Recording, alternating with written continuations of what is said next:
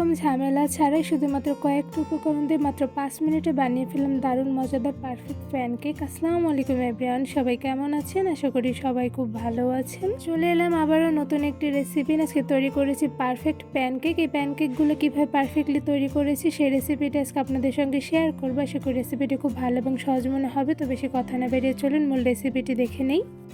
ফার্স্টে একটি মিক্সিং বোলের মধ্যে দিয়ে দিচ্ছে নর্মাল টেম্পারেচার রাখা একটি মুরগি ডিম। ফ্রিজে থেকে থাকলে আধা ঘন্টা আগে বের করে রাখবেন। সাথে দিয়ে দিচ্ছে হাফ কাপ পরিমাণ চিনি পরিমাণটা কিন্তু কমিয়ে বাড়িয়ে দেওয়া যাবেন। সাথে দিয়ে দিচ্ছি স্বাদ মতো লবণ। এবার একটি হ্যান্ড উইক্সের মাধ্যমে খুব ভালোভাবে নেড়ে ডিমের সঙ্গে চিনিগুলো গলিয়ে নিব।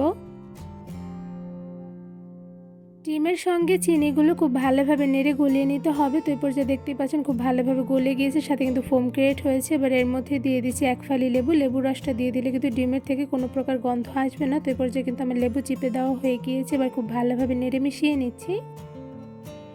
হ্যান্ড উইক্সের মাধ্যমে খুব ভালোভাবে নেড়ে নেওয়া কিন্তু হয়ে গিয়েছে। এবার এই ডিমের মিশ্রণের মধ্যে কিছু শুকনো উপকরণ দিয়ে দিব। তো এখানে আমি একটা ছাঁকনির উপরে দিয়ে দিচ্ছি ময়দা। এখানে ময়দার পরিবর্তে কিন্তু আপনারা আটাও ব্যবহার করতে পারেন, কোনো রকম সমস্যা নেই।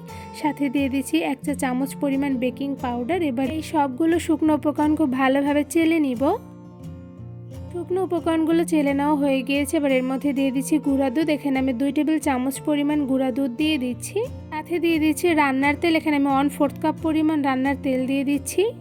এবার একটি প্যাচুলারের সাহায্যে সবগুলো উপকরণ ডিমের মিশ্রণের সঙ্গে খুব ভালোভাবে নেড়ে মিশিয়ে নিব। ডিমের মিশ্রণের সঙ্গে সবগুলো শুকনো উপকরণ একটি প্যাচুলার সাহায্যে খুব ভালোভাবে নেড়ে মিশিয়ে নিতে হবে। তারপর যে মিশিয়ে নেওয়া হয়ে গিয়েছে, এবার এর মধ্যে দিয়ে দিচ্ছি গরুর লিকুইড দুধ। এখানে আমি হালকা জাল করে রাখা লিকুইড দুধ 1 কাপের মতো নিয়ে নিয়েছি। এখান থেকে অল্প পরিমাণ করে দিয়ে দিয়েছি। এবার একটি প্যাচুলারের সাহায্যে খুব ভালোভাবে নেড়ে মিশিয়ে নিব।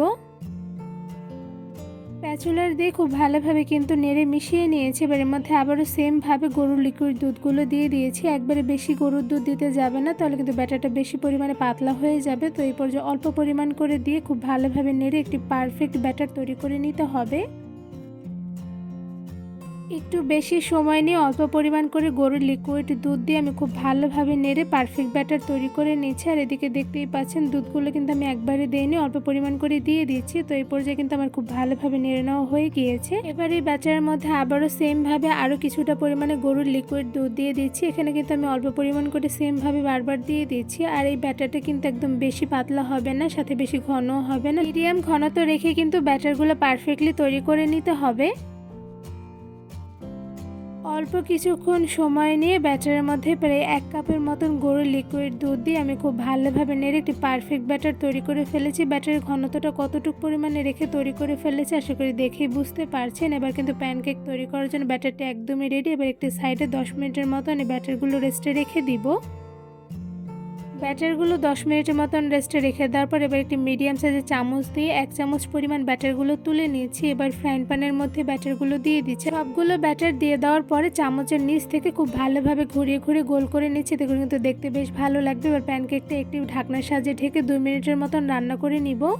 প্যানকেক রান্না করার সময় কিন্তু চুলার আঁচটা একদম লোতে রেখে রান্না করে নিতে হবে। তো এই পর্যায়ে 2 মিনিট কিন্তু আমার হয়ে গিয়েছে। এবার একটি চামচের সাহায্যে প্যানকেকটা আমি চারো সাইড থেকে ঘুরিয়ে তুলে নিব।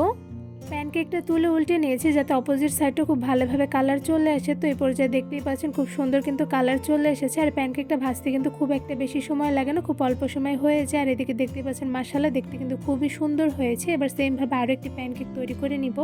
চুলার আঁচটা একদম লোতে রেখে 1 চামচ পরিমাণ ব্যাটার নিয়ে আমি প্যানের উপরে দিয়ে দিয়েছি। এবার চামচের নিচ থেকে ঘুরিয়ে গোল শেপ করে নিয়েছি। এবার একটি ঢাকনা দিয়ে ঢেকে 2 মিনিট সময় নিয়ে রান্না করে নিব।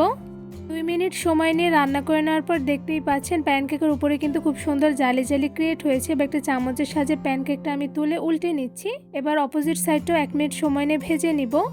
1 মিনিট সময় নিয়ে প্যানকেকটা ভেজে নিয়েছি। এবার সেমভাবে উল্টেও দিয়েছি। আর এদিকে দেখতেই পাচ্ছেন মাশাআল্লাহ 2 সাইডে কিন্তু খুব সুন্দর কালার চলে এসেছে। এরপর যে কিন্তু প্যানকেকটা পুরোপুরি ভাজা হয়ে গিয়েছে। এবার একটা চামচের সাহায্যে তুলে নিচ্ছি। আর এদিকে দেখতেই পাচ্ছেন মাশাআল্লাহ দেখতে কিন্তু পারফেক্ট হয়েছে। খুব সহজভাবে শুধুমাত্র একটি ডিম দিয়ে আর 1 কাপ ময়দা দিয়ে তৈরি করে ফেলেছি 5 মিনিটে পারফেক্ট প্যানকেক। এই প্যানকেকটা তৈরি করা কিন্তু খুবই সহজ, কোনো রকম ঝামেলা নেই। ছটপট অল্প কিছু উপকরণ দিয়ে পারফেক্টলি তৈরি করে ফেলা যায়। একটা প্যানকেক আপনাদের তুলে দেখাচ্ছে। এদিকে দেখতেই পাচ্ছেন মাশাআল্লাহ প্যানকেকের 2 সাইডে কিন্তু খুব সুন্দর কালার করে ভেজে নিয়েছি। শুধুমাত্র একটি প্যানকেকে না, সবগুলো প্যানকেকই কিন্তু আমি খুব সুন্দর কালার করে ভেজে নিয়েছি। দেখতে কিন্তু খুবই লোভনীয় হয়েছে। আর এই প্যানকেকগুলো হয়েছে কিন্তু অনেকটা পরিমাণে ফুলকো, সাথে হয়েছে ভীষণ পরিমাণে সফট। আমি একটা প্যানকেক আপনাদের ভেঙে দেখাচ্ছি। এই তো দেখতেই পাচ্ছেন মাশাআল্লাহ প্যানকেকটা কতটা পরিমাণে সফট হয়েছে যে ধরার সাথে সাথে কিন্তু খুব সফটলি ভেঙে গিয়েছে। এই প্যানকেকটা যেমন পারফেক্ট হয়েছে সাথে কিন্তু খেতে অসম্ভব মজাদার হয়েছে। কতটা পরিমাণে মজাদার হয়েছে তা বাসায় একবার তৈরি করে দেখতে পারেন। এই মজাদার প্যানকেকটা কিন্তু বাচ্চাদের টিফিন থেকে শুরু করে বিকালের নাস্তায় খুব সহজে ঝটপট অল্প কিছু উপকরণ দিয়ে 5 মিনিটে অনেকগুলো প্যানকেক তৈরি করে ফেলা যাবে। এই পারফেক্ট মজাদার প্যানকেক তৈরির রেসিপিটি কেমন লেগেছে অবশ্যই কমেন্ট করে জানাবেন। রেসিপিটি ভালো লেগে থাকলে আমার চ্যানেলটি সাবস্ক্রাইব করে ভিডিওতে বেশি বেশি লাইক কমেন্ট শেয়ার করে আমার পাশেই থাকবেন। আজকে এখানেই বিদায় নিচ্ছি। সবাই সুস্থ থাকবেন, ভালো থাকবেন। আল্লাহ হাফেজ।